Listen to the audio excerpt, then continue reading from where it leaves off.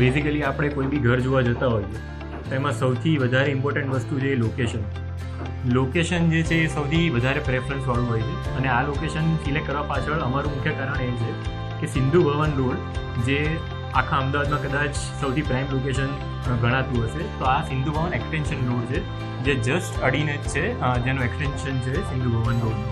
So basically after location આપણો કોઈ main concern હોય તો એ છે લેઆઉટ કઈ રીતનું છે.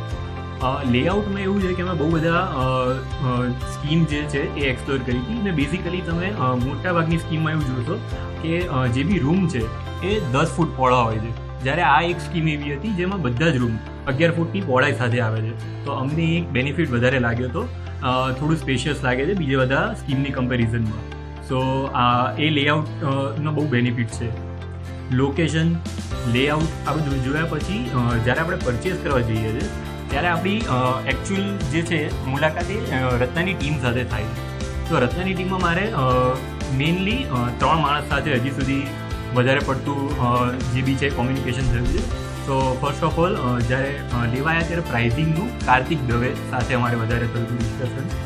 પછી જે બી છે એ હેલ્પ હર્ષભાઈએ કરી છે અત્યાર સુધી. અને સેલ્સના ડોક્યુમેન્ટેશન માટે જ્યાં બી અમે અટક્યા હોઈએ કે જે બી અમારો કન્સર્ન હોય એમાં માનસી મેડમે બહુ જ હેલ્પ કરી છે. સો બેઝિકલી અમે લોકોએ લગભગ છેલ્લા 1.5 વર્ષથી ઘર જોતા હતા.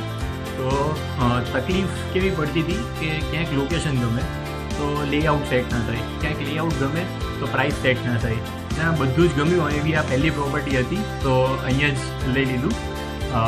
અને બીજું રત્ના ગ્રુપ વિશે એટલું બધું તો નથી ખબર જ્યારે લીધું હતું ત્યારે, પણ પાછળથી બહુ ઘણું બધું રિસર્ચ કર્યું હતું. બહુ બધા પ્રોજેક્ટ એ લોકોએ બનાવ્યા છે. લગભગ 25+ યર્સથી એ લોકો આ કામ કરે છે, આ ફિલ્ડમાં છે. સો બહુ જ સારા બિલ્ડર છે. You can trust that builder, હું એવું કહી શકું છું.